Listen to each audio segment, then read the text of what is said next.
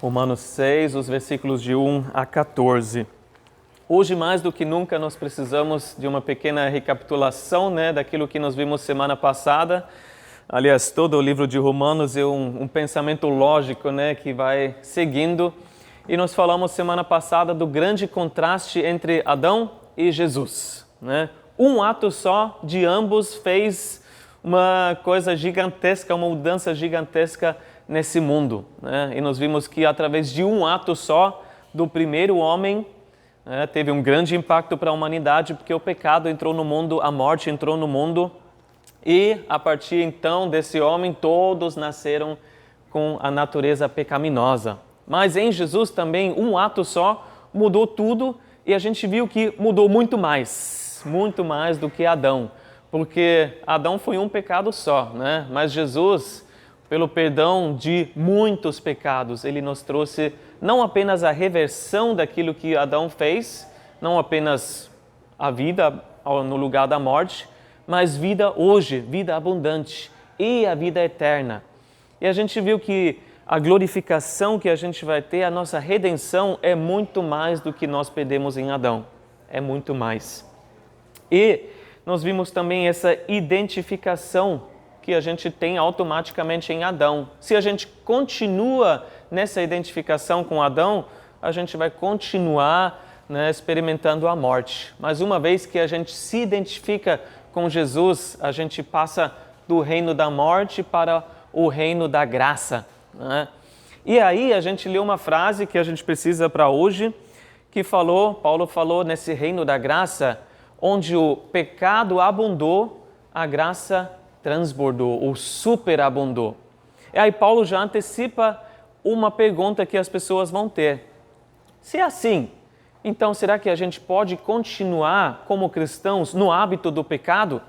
Já que quando eu peco, Deus mostra mais graça. Estou ajudando Deus, no plano dele. Será que é assim? E a gente vai ver, através dessa descrição, dessa explicação de Paulo, uma das verdades mais importantes para a nossa vida cristã. Qual é a nossa relação agora com o pecado, já que nós somos cristãos? Como que funciona agora a nossa vida em relação ao pecado? E no final, nos versículos 11 e 12, ele vai nos dar umas aplicações bem legais, uma ajuda bem prática, como a gente deve lidar com o pecado. Então vamos ver, começando no versículo 1 e 2, ele praticamente faz um resumo daquilo que ele vai falar. Que diremos então? Continuaremos pecando para que a graça aumente? De maneira nenhuma. Nós, os que morremos para o pecado, como podemos continuar vivendo nele? Ele fala, que diremos? Sobre o quê? Sobre aquele argumento lá no final do capítulo 5, Sendo que, se nós pecamos, a graça deve aumentar, então a gente está ajudando Deus no final. Será que nós podemos continuar no pecado como cristãos? Isso é no pecado habitual, como a gente fazia antes de conhecer Jesus. A gente não está dando uma oportunidade para Deus para ser mais gracioso, pode mostrar mais a sua glória. E essa é uma pergunta que deve se levantar cada vez que alguém ensina sobre a graça. Ou em outras palavras, como algumas pessoas pensam, será que a graça é perigosa? Por quê?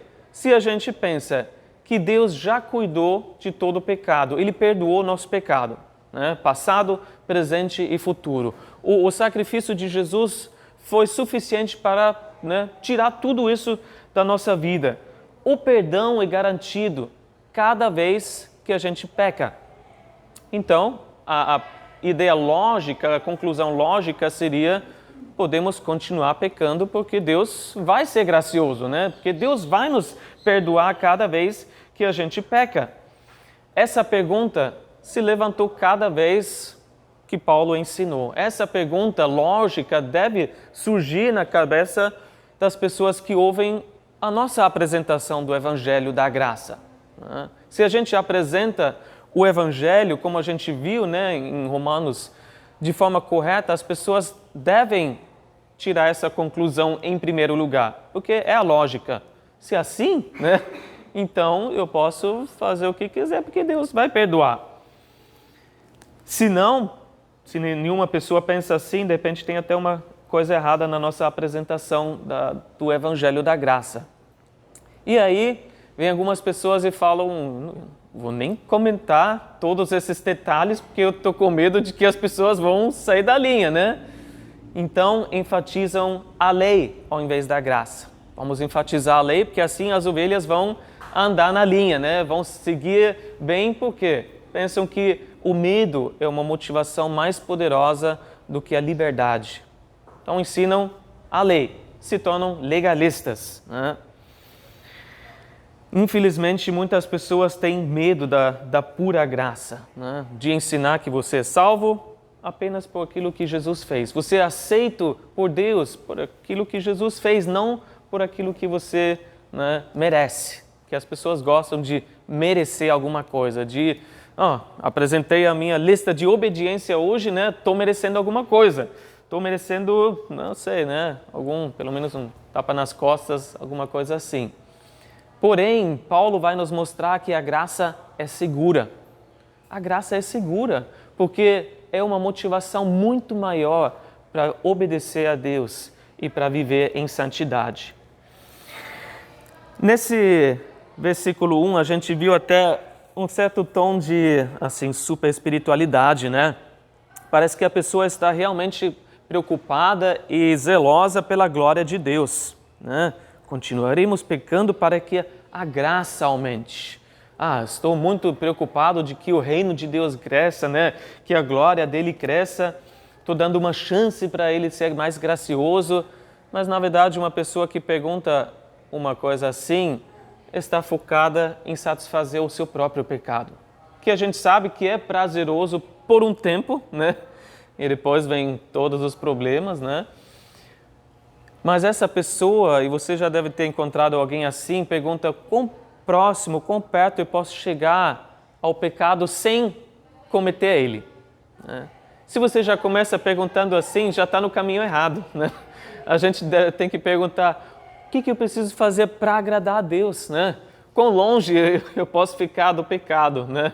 Para nem começar a ser tentado por ele. E qual a resposta que Paulo deu?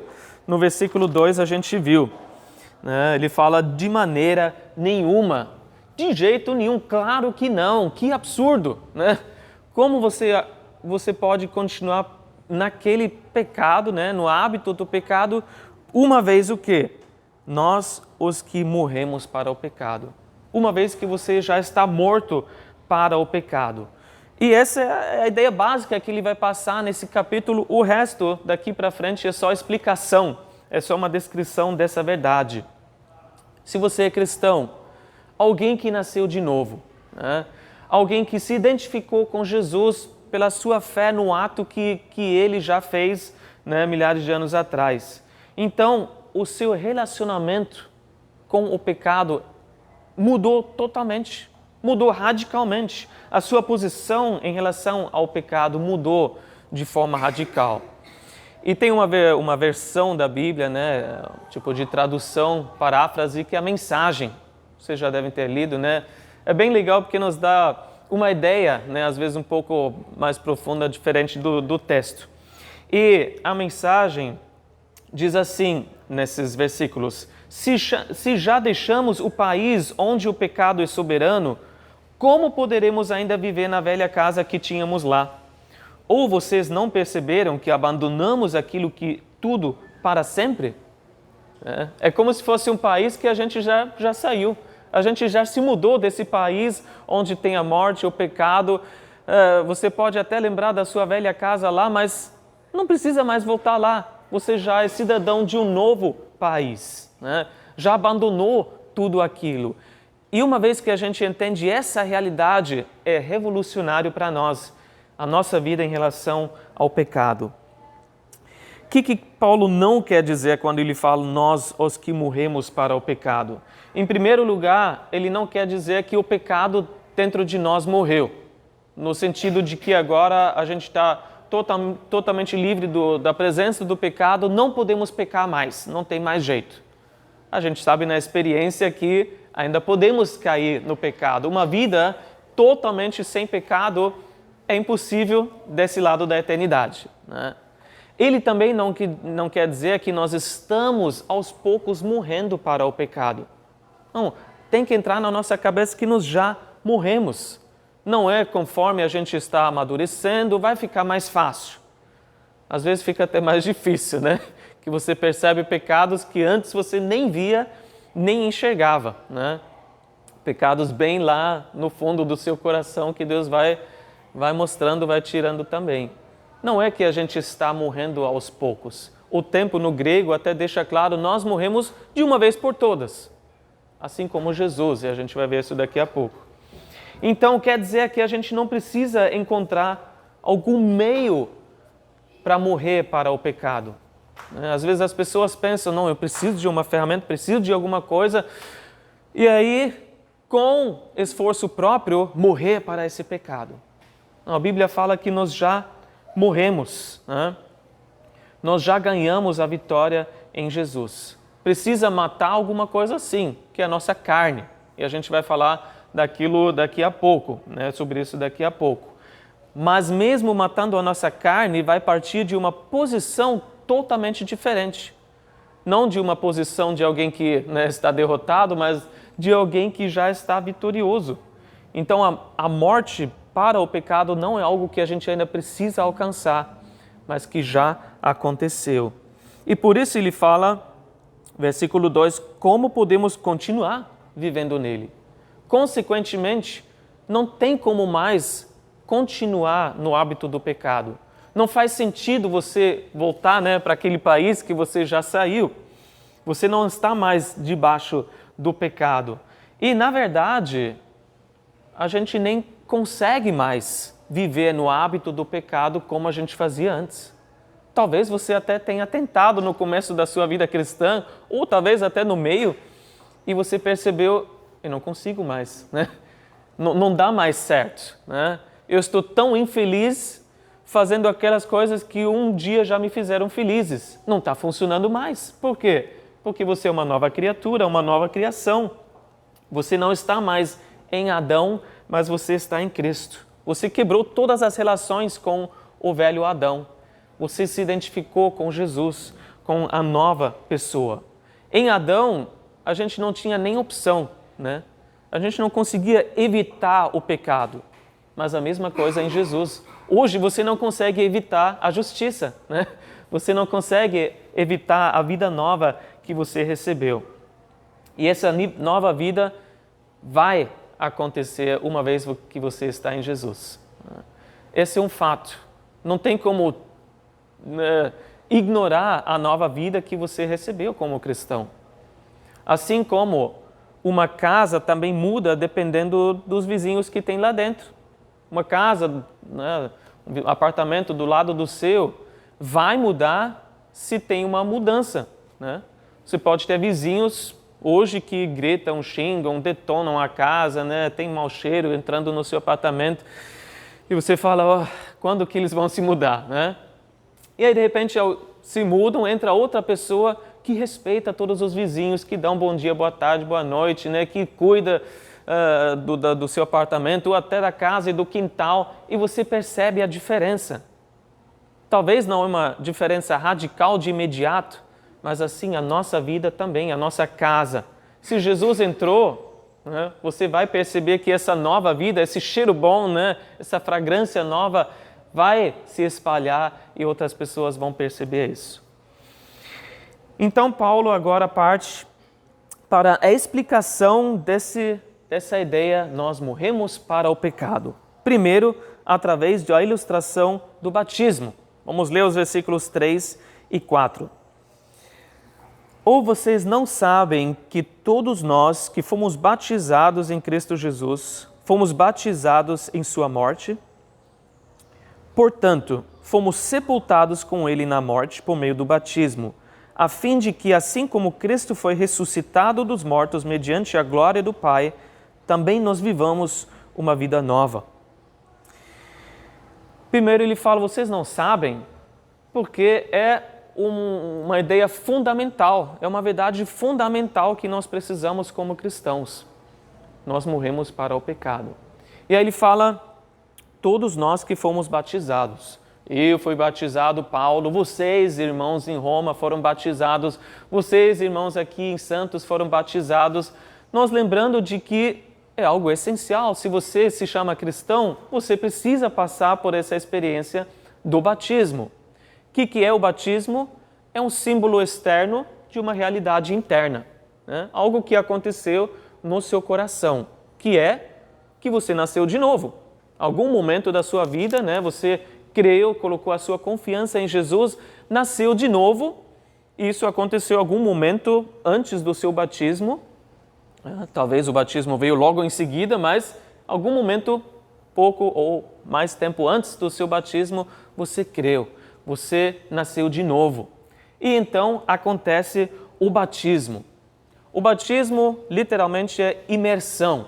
E por isso, desde a igreja primitiva, né, até os dias de hoje, quando a gente vai lá no mar, a gente faz uma imersão, né, até a cabeça, você entra com todo o corpo e você logo sai. E não vale segurar não, porque é só um símbolo, tá? Não é como o pastor às vezes diz, né? Tem muito pecado, tem que segurar mais. Não, não tem isso não. Você logo sobe, né? E você logo aparece de novo. Por quê? Porque uma dramatização, né, nos mostra o que aconteceu literalmente com Jesus e o que aconteceu espiritualmente conosco. Então, quando a gente desce lá na água, é como a morte de Jesus. É a nossa identificação com a morte de Jesus, literal, que aconteceu na cruz. Quando a gente está debaixo da água, é o nosso sepultamento junto com Jesus. Ninguém mais vê a cabeça ali no mar, né? Às vezes tem várias ondas, né? Você até vê, cadê eles, né? Mas a cabeça sumiu. Assim como Jesus foi colocado naquele túmulo, fechou com a pedra e ninguém mais viu ele, né, nesses dias que ele estava morto. E quando a gente sobe da água, é a nossa identificação com a ressurreição de Cristo. Nós ressuscitamos assim como ele ressuscitou. E você pergunta, é uma realidade, né, espiritual, mas como que isso pode acontecer? Eu não estava lá. Mas o Espírito Santo pode, né? Para Deus não tem tempo. Na eternidade não tem concepção como a gente tem. Um ano é como, ou um dia é como 1000 anos é como um dia, ou um segundo, o que seja, né? Ele pode nos ligar com aquele evento. Ele pode nos identificar como se a gente tivesse estado lá. E espiritualmente a gente esteve ali com Jesus quando ele morreu, né? Naquele momento, quando ele foi sepultado, quando ele ressuscitou, nós participamos desses eventos, desses momentos, desse evento com Jesus. E é um fato. Então você pode crer nisso daí que a gente está falando como um fato. Você já aceitou outro fato também, não foi? No capítulo anterior, a gente falou que nós aceitamos que todos nós pecamos em Adão porque a gente viu o resultado. O pecado está aí, a morte está aí. Da mesma forma, agora você pode aceitar que você já morreu em Jesus. Mesmo que você não sinta, que você não entenda tudo completamente como que foi, assim como a identificação com Adão fez toda a diferença. Creia, é um fato. A identificação com Jesus também agora faz toda a diferença para nós. Nós morremos para o pecado. E a gente vai falar sobre isso mais um pouco daqui para frente, mas ele ainda fala no final do versículo 4, também nós vivamos uma vida nova. Então, gente, vamos viver essa vida nova que nós recebemos. Você vê o foco. Jesus não ficou no túmulo, mas ele ressuscitou. Ele está vivo. Nós morremos com Jesus, sim, mas, gente, a gente também ressuscitou. Não podemos esquecer que assim que a gente morreu para o pecado, nós estamos vivos em Jesus. Ele trouxe novidade de vida. Essa vida é uma vida gloriosa.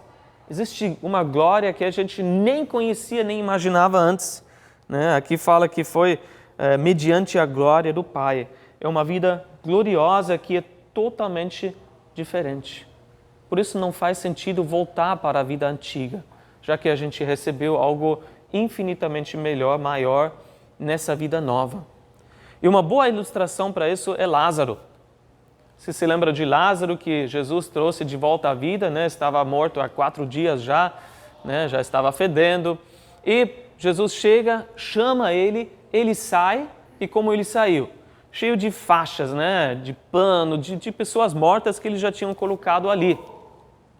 E ele falou, Jesus falou, tirem essas faixas, esses panos e deixem ele ir. Ir para onde? Ir para a novidade de vida. Né? Sai do túmulo e vai andando, tira essas coisas que te lembram, né, da velha vida, da vida nesse túmulo já fedendo, tira tudo isso e vai para a novidade de vida. Você acha que Lázaro, por livre e espontânea vontade, gostaria de voltar para esse túmulo, né, esse lugar escuro, fedido, colocar aquelas faixas de novo? Jamais! Ele não gostaria de fazer isso e, na verdade, por si mesmo, ele não poderia nem voltar ao estado morto onde ele estava. É impossível. Então, vivam a vida nova. É até um encorajamento para nós, que às vezes tem cristãos que estão numa luta tão grande que falam: eu prefiro voltar para a minha vida como era antes de Jesus. Parecia mais fácil, né? Parecia mais prazerosa, alegre, o que seja. E a gente precisa falar: não, se você está em Jesus, você não pode voltar. Vamos viver, é um encorajamento mútuo que a gente precisa, um encorajamento um ao outro que a gente precisa. Você precisa viver uma nova vida. Vamos viver uma vida diferente. Mas infelizmente tem pessoas que escolhem viver no meio. Parece no meio entre a Sexta-feira Santa e o Domingo da Ressurreição. Creem na cruz, mas ainda não experimentaram o poder da ressurreição. Não experimentaram essa nova vida em Jesus ainda. São pessoas que estão entre o Egito e a Terra Prometida. Deixaram a escravidão do pecado para trás, mas ainda não entraram na plenitude da vida nova. Na Terra Prometida, onde mana leite e mel. E por isso a gente precisa desse encorajamento. Vamos viver, porque é um fato que nós já temos uma nova vida. Paulo falou assim em Colossenses 3:1: portanto, já que vocês ressuscitaram com Cristo, procurem as coisas que são do alto, onde Cristo está assentado à direita de Deus. Já que já que vocês ressuscitaram com Jesus, já que vocês têm uma nova vida, vamos viver desse jeito. Procurem as coisas que têm a ver com a nova vida. E a gente ainda vai falar sobre isso. Segunda ilustração que Paulo traz, vamos ler os versículos de 5 a 10. É a ilustração do enxerto. Vamos ver. Versículos 5 a 10. Se dessa forma fomos unidos a ele na semelhança da sua morte, certamente o seremos também na semelhança da sua ressurreição. Pois sabemos que o nosso velho homem foi crucificado com ele, para que o corpo do pecado seja destruído, e não mais sejamos escravos do pecado, pois quem morreu foi justificado do pecado. Ora, se morremos com Cristo, cremos que também com ele viveremos, pois sabemos que, tendo sido ressuscitado dos mortos, Cristo não pode morrer outra vez. A morte não tem mais domínio sobre ele, porque morrendo ele morreu para o pecado uma vez por todas, mas vivendo, vive para Deus.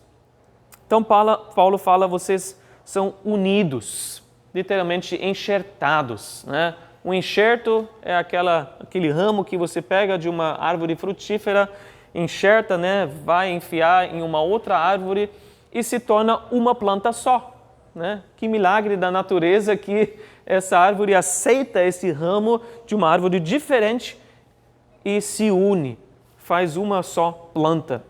Então a nossa identificação com Jesus é essa união à sua vida também. Assim como um outro ramo de uma outra árvore que não fazia parte daquela vida, agora passa a fazer parte dessa vida, nós também participamos da vida de Jesus. João 15, né, é um bom comentário sobre isso. Nós somos aquele ramo que foi inserido e permanece agora na videira verdadeira. Nós temos parte da vida dele. Assim como a gente teve a reunião na morte de Jesus, morremos, temos a união com a vida de Jesus. A vida dele flui através de você agora, né?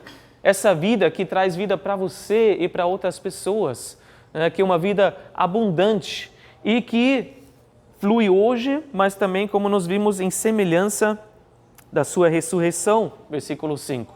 Nós temos certeza de que quando morremos aqui, o nosso corpo vai ressuscitar. Nós fazemos parte dessa videira verdadeira. E aí a gente tem duas explicações. Versículos de 6 a 7 nos falam mais uma vez o significado de ter morrido, e os versículos de 8 a 10 nos falam o significado de ter a vida em Jesus. Então, versículos 6 e 7, ele fala: pois sabemos o que nosso velho homem foi crucificado com ele. Então, a gente tem a união com a sua morte através da crucificação. Nós morremos ali na cruz. O que morreu, na verdade? Ele fala o velho homem. O velho homem é nossa ligação com Adão, né? Essa velha natureza ligada totalmente a Adão, que não tinha nem opção o que fazer, pecava, porque esse era o caminho, né? Esse era o jeito que se fazia as coisas. Esse velho homem que não sabia fazer outra coisa a não ser pecar. E aí entrou a lei, e com certeza alguma vez na sua vida você tentou seguir, né, a palavra de Deus com toda a sua força, mas a lei só mostra o que Deus exige, o padrão de Deus, e logo traz a frustração. A graça é entender que não dá para reformar o velho homem. Não dá para fazer vários projetos, né?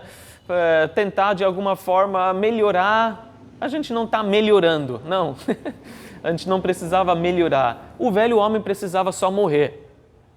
E uma vez que isso aconteceu, a gente se identificou com Jesus. Estávamos realmente mortos em Jesus, e isso foi porque ele foi para a cruz. E ali levou a gente junto com ele. Ninguém pregou a si mesmo, né? Eu morri agora pelo pecado, não. Foi junto com Jesus, foi o que ele fez. E no lugar desse velho homem, Deus deu um novo homem, né? Um novo homem. Colossenses 3, 9 a 10 fala: vocês já se despiram do velho homem com suas práticas e se revestiram do novo, o qual está sendo renovado em conhecimento à imagem do seu Criador. Um novo homem a gente recebeu no lugar, né? A participação com a natureza divina. Agora um homem que não está mais dominado pelo pecado, não é mais escravo do pecado, né? Não somos mais controlados ou dominados pelo pecado, mas o novo homem agora tem uma opção, né? Ele pode dizer não ao pecado, ele pode dizer: eu quero. E essa é a diferença. Hoje você quer agradar a Deus. Hoje você quer fazer o que é certo. Mesmo que às vezes a gente lute, né? Temos as nossas lutas, mas no fundo do fundo, sentimos que temos um novo homem porque nós queremos agradar a Deus. Por que então a gente ainda luta com o pecado? Já que o velho homem morreu. O que está nos impedindo hoje? Aquela coisa que se chama carne, né? Paulo fala: ainda tem algo em nós, não é o velho homem que já morreu, algo em nós que é a carne. A carne é o quê? Essa parte em nós que foi muito bem treinada pelo velho homem, que foi muito bem habituada pelo velho homem, né? São esses desejos que a gente tem, né, que são naturais, que o nosso corpo tem e que a carne quer satisfazer fora da vontade de Deus. São as necessidades que a gente tem todos os dias. Todo mundo tem que comer, todo mundo tem que dormir, mas tudo isso pode se tornar algo pecaminoso, né, em excesso. E uma vez que a gente decide satisfazer esses desejos fora da vontade de Deus, aí nós cometemos um pecado, nós transgredimos a lei. É tudo que ficou na nossa mente, né, no nosso corpo, nas nossas emoções, aquele print, né, que o velho homem deixou em nós. E às vezes é difícil. Eu pensei numa comparação com culturas. Como é difícil mudar a cultura de um povo. a tradição de uma família, de uma pessoa. É difícil, mas não é impossível. Né? Não é impossível porque Deus tem poder para nos mudar. E a gente pode aprender porque hoje nós queremos a cultura desse reino novo, a cultura do reino de Deus e deixar todo o resto para trás. Então, a gente tem as nossas necessidades, tem os nossos desejos, mas uma vez que a gente decide satisfazer esses fora da vontade de Deus, nós pecamos. Como um dia que você senta num banquete, né, numa mesa farta, quem não corre risco de comer além daquilo que precisa ou deve, né, comer? E você cai na gula. Quem não tem um dia que está super cansado e você deve dormir, deve descansar? Ah, mas eu não preciso fazer nada amanhã, ou então vou cancelar tudo, e você dorme, descansa e fica excessivamente. Aí no outro dia também, e no outro dia também, e no outro dia também. Ai, caramba, o que eu fiz nas minhas férias? Só dormir, fiz mais nada. Será que não foi demais, né? Algo excessivo, a preguiça tomou conta, né, de você. E assim é bem sutil, né, que pode acontecer na nossa vida. Mas a Bíblia fala, Paulo falou, isso aconteceu para que o corpo do pecado seja destruído. Destruído é algo que a gente pensa não existe mais, só que a palavra aqui é desfeito. Outras versões trazem essa palavra. Desfeito quer dizer feito inoperante, feito inativo. Né? Então esse velho homem foi feito inativo. Desligou, né, essa natureza que dominava a gente. Não foi, vamos dizer, aniquilada, porque a gente ainda tem problemas com a carne. Mas qual é a novidade de vida? Antes, o nosso corpo estava em primeiro lugar e todas as necessidades e dos desejos. A gente vivia só para isso. A alma estava em segundo lugar e o espírito estava morto, não existia. Novidade de vida em Jesus é ter o espírito vivo, né? O espírito e os desejos espirituais que a gente tem em crescer como homem e mulher de Deus. Em segundo lugar, a nossa alma, as nossas emoções, e em último lugar, o corpo e as suas necessidades. A gente tem, mas a gente não dá prioridade para aquilo. Então, está desfeito, né? Está desativado, está inoperante. E o que a gente deve fazer com a carne, porque às vezes, né, é forte essa luta com a carne, porque não é só a nossa carne, é a influência que a gente ainda tem.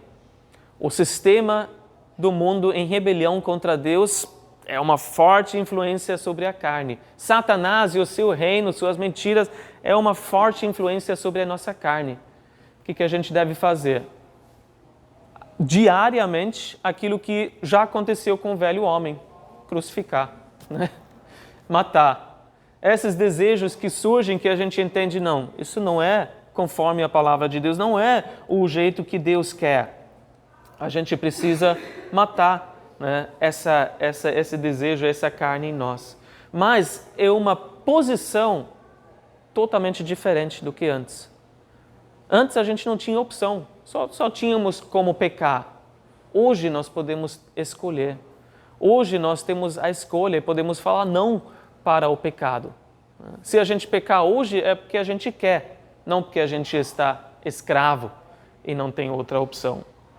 E outra posição também, porque a gente ainda recebeu um novo poder em nós. E Paulo fala sobre isso nos versículos de 8 a 10. Qual o significado de viver em Cristo? Ele fala no 8, se morremos com Cristo, cremos que também com Ele viveremos. Mas não só um dia, né? A vida já está em nós hoje. Nós recebemos a vida de Cristo. Assim como Jesus morreu uma vez e não voltou para a morte. Hoje está vivo, né, para todo sempre, com todo o seu poder, toda a sua glória. Como diz, ele vive para Deus. Ele continua vivendo uma vida sem fim, vive para Deus e pelo poder de Deus. Não tem mais domínio do pecado. Da mesma forma, nós, como ressuscitamos nele, recebemos a vida dele para continuar em vida. Uma vida sem fim para Deus também. Não mais como a gente quiser, né? E aí a resposta dessa pergunta no começo. Podemos continuar no pecado? Você pode até escolher, mas na verdade é impossível, não faz sentido e você recebeu o poder para dizer não. Você recebeu uma nova vida e não deve mais viver como você quiser, como era antes. Nós vivemos para Deus e pelo poder de Deus, não mais escravos do pecado, não mais sob o domínio do pecado, mas com o poder para dizer não. Então, novidade de vida não é seguir o padrão da vida antiga. E por isso, existem cristãos carnais? Existem, mas na verdade é uma contradição em si mesmo. E a gente olha e fala, como que pode? Não faz sentido nenhum.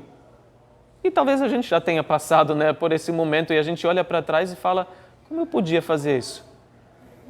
Como que eu conseguia viver essa mentira? Que você está mentindo para si mesmo, como se você estivesse vivo para o pecado, sendo que você está morto, de verdade. É só viver a realidade que nós já temos. Porque, de fato, assim como morremos com Cristo, agora vivemos com Ele. E agora, duas coisas bem práticas.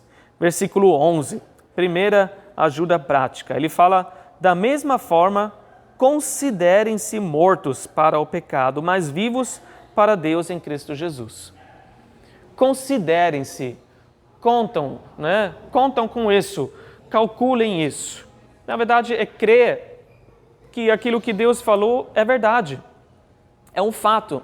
Eu não preciso me sentir morto para o pecado, não preciso entender como exatamente aconteceu, é apenas aceitar. Eu morri para o pecado. E você considerar. E isso muda tudo, porque se você se vê morto para o pecado, né, que de fato você é, isso muda a sua reação. Porque como o morto reage para qualquer estímulo, tentação, o que seja, o que o morto faz? Nada, né? Não tem reação. Você pode chutar um cadáver, né? Não deveria, né? Vai respeitar o corpo também. Mas ele não poderia retaliar, não poderia fazer nada. Da mesma forma, quando a tentação vem, se considera morto para isso. Se considera morto para reagir em pecado. Você pode dizer não, você tem o poder, você não precisa reagir. E não é algo que a gente simplesmente precisa, né, trabalhar em si, né, como um pensamento positivo. É algo que a gente pode escolher por causa do poder que a gente tem em Jesus. É apenas crer que isso é fato e agir de acordo. Na próxima vez que alguém te xinga, te corta no trânsito, que te maltrata, te desrespeita, você pode dizer não. Não como filosofia vazia, mas como fato. É um fato. Você não precisa responder com outro pecado. Por quê? Porque o Espírito Santo habita em você. Ele vai te ajudar. Se você decidir essa parceria com Ele. Você tem o poder para dizer não. Não precisa pecar e retaliar, mas você pode responder com vida. Paulo fala sobre isso em Romanos 12. Não revidem o mal com mal, mas no lugar disso abençoam. Ele fala em Romanos 12, 21, não se deixem vencer pelo mal, mas vençam o mal com o bem. É possível porque é uma realidade espiritual na nossa vida. Não é apenas um desejo, né? Algo que a gente gostaria de fazer, mas algo que você pode fazer porque você morreu e ressuscitou em Jesus. Então esse é o segundo ponto, né? Considere-se morto, mas também lembra, você pode se considerar vivo em Deus, em Jesus, não dominado mais pelo pecado, mas dominado por Ele. Ele tomou conta da sua vida, Ele quer usar a sua vida. E você pode ser pronto para ser usado por Ele. É fácil? Não, nem sempre é fácil. Porque às vezes a gente quer muito, mas a carne também tem a sua força ainda. Né? O medo toma conta. A timidez toma conta, a teimosia toma conta, e a gente fala, Senhor, nos ajuda. Mas hoje temos todos pré-requisitos, tudo que a gente precisa para viver uma vida para Jesus. Nós temos o poder para reagir de forma correta, nós temos a vontade, né, e a liberdade para fazer isso. Tudo que nós precisamos. Considerem-se mortos. E em segundo lugar, o que a gente faz com o nosso corpo? Versículos de 12 a 14. Portanto, não permitam que o pecado continue dominando os seus corpos mortais, fazendo que vocês obedeçam aos seus desejos. Não ofereçam os membros do corpo de vocês ao pecado como instrumentos de injustiça. Antes, ofereçam-se a Deus como quem voltou da morte para a vida, e ofereçam os membros do corpo de vocês a Ele como instrumentos de justiça. Pois o pecado não os dominará, porque vocês não estão debaixo da lei, mas debaixo da graça. Deus nos deu um corpo. Deus deu um corpo para Jesus também, para nos mostrar como viver, né? E a gente pode decidir o que a gente faz com esse corpo. Tem vários membros, né? E além dos membros, várias habilidades e tudo mais, mas focando só nos membros físicos que a gente tem. Podemos oferecer para Deus ou para o pecado. O que você faz com os seus olhos, sua boca, sua orelha, né, seu ouvido, com os seus pés, com as suas mãos, com a sua mente? Para quem você está oferecendo o seu serviço? A habilidade, a força, a energia que você tem. Hoje nós temos a opção, né? Cada vez que o pecado vem e bate na porta e fala, empresta o teu ouvido para mim, né? Eu quero usar nesse momento. Empresta a tua boca para descer a lenha nessa pessoa aqui do lado. Você pode falar, não, eu não vou te dar, não vou emprestar, não vou oferecer esse membro para você para os seus propósitos pecaminosos. Eu quero e Deus vai me ajudar para agradar a Ele com aquilo que Ele me deu. Porque no serviço do pecado, tudo que a gente tem se torna uma arma. Instrumento aqui pode também ser traduzido como arma. A gente sabe que a língua pode destruir um relacionamento rapidinho, né? Os olhos podem destruir uma família rapidamente. Veja só Davi, né? Os pés podem destruir uma reputação rapidamente também, dependendo para o lugar onde você vai e o que ele está fazendo ali? Não, só estava passando, mas talvez já é tarde demais. A gente deve então, no lugar disso, oferecer os nossos membros a Deus, para glorificar o Deus que nos salvou. Eu vou te dar aquilo que o Senhor me deu, como instrumentos para edificar o seu reino. Até como armas para lutar contra o verdadeiro inimigo. E aí as nossas palavras, né, proclamando o Evangelho, se tornam uma arma, né, para lutar em favor do Senhor. Então isso que é algo que a gente precisa decidir em cada situação que surge. Né? Viver realmente de acordo com a confissão da nossa fé. Viver com aquilo que a gente proclama também. O que Deus nos deu. E a questão é qual a finalidade da atividade proposta para mim. Né? Para onde que vai levar? Qual o final de tudo isso? Vai levar a justiça ou injustiça? Vai crescer o velho homem, né? Ou a carne então, ou vai realmente ajudar o novo homem a crescer? Quem vai ser glorificado no final? É Jesus ou sou eu? Né? Eu vou ser a grande pessoa, ou sei lá, o meu nome, a minha placa, ou o que for. A gente precisa a cada dia até se consagrar, como acontecia com os sacerdotes no Antigo Testamento. Né? Quando eles eram escolhidos, eles eram consagrados com o sangue, né, do sacrifício, e era colocado na ponta da orelha direita, né, no polegar da mão direita e do pé direito. Consagrando assim os membros que representam, né, tudo que a gente ouve, tudo que a gente faz, por onde a gente anda, e que a gente possa falar, Senhor, hoje eu estou oferecendo os meus membros para o Senhor, para a Tua glória, não para o pecado. E quando surgir, eu vou falar, não, aqui não. Eu não permito isso acontecer, eu não dou liberdade para o pecado para tomar conta de mim, me dominar de novo como eu era dominado antes. Vamos viver no reino da graça. Esse é o último pensamento, né, que ele traz. a gente não está debaixo da lei, mas debaixo da graça. E pode acontecer, claro, que a gente ainda cai em pecado. Mas nesse texto a gente falou do hábito do pecado. Não tem como voltar mais para trás. Não somos mais escravos do pecado. O pecado não é mais o nosso mestre. Mas quando a gente cair em pecado e a condenação chegar, né? Pisei na bola de novo.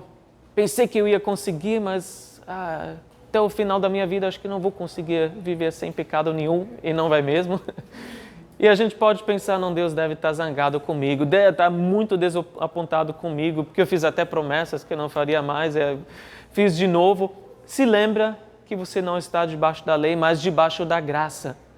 Que Deus entende a sua luta mesmo como novo homem, como nova mulher, né? Que entende as suas falhas, que ainda acontecem, que a carne às vezes é forte, né? E às vezes a gente deixa a carne até crescer, a gente fala, o que eu estou fazendo? Onde eu estou investindo o meu tempo? Lembra que você está debaixo da graça, que Deus não está zangado com você, que Ele quer que você tenha vitória muito mais do que você mesmo deseja isso. Então, Ele fez ampla provisão para você se levantar de novo, Ele estende a mão para você, para te levantar, né, para que você possa viver essa novidade de vida. Isso é fato. Nós morremos com Jesus, mas também estamos vivos com Jesus. E se a gente começa a aplicar isso e o Espírito Santo nos lembrar dessa verdade, a gente, né, tomar posse disso em fé, vai mudar radicalmente a nossa vida. Amém? Vamos orar. Senhor Deus, obrigado pela Tua graça. Obrigado, Senhor, pelo reino da graça, que mesmo o pecado, Senhor, aparecendo, a Tua graça superabundou. E, Senhor, de fato, entendemos, sentimos, experimentamos que não tem mais jeito, Senhor, para voltar para essa vida antiga, não faz mais sentido, Senhor. Não dá mais prazer, Senhor, fazer as coisas que hoje a gente tem até liberdade para fazer, mas não nos edificam, não dá gosto, Senhor. E a gente deseja apenas crescer como um novo homem, como nova mulher, Senhor, como nova pessoa em Ti. Queremos escolher, Senhor, deliberadamente as coisas que nos fazem crescer, as coisas do alto, Senhor. Colocar os nossos pensamentos nas coisas do alto.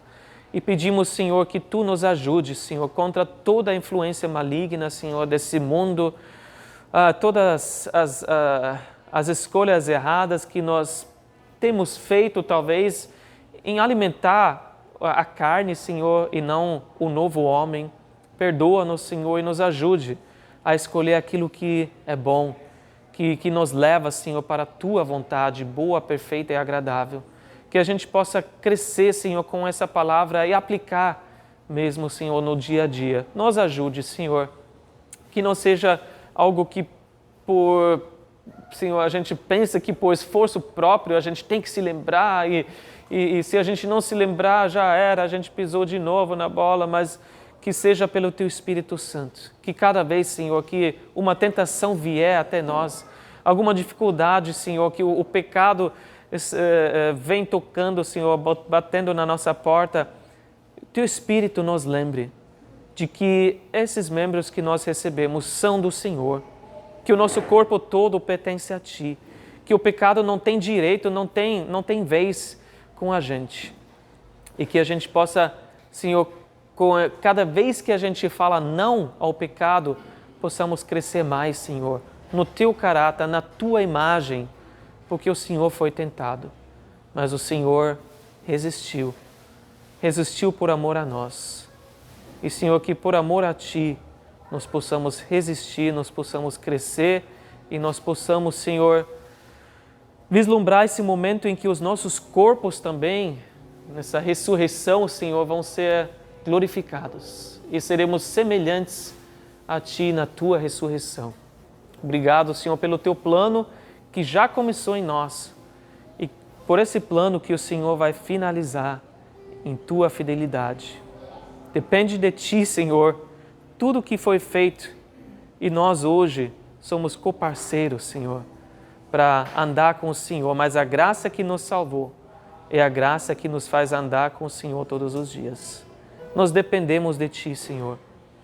e pedimos pela tua força e o teu poder em todos os dias, em nome de Jesus. Amém.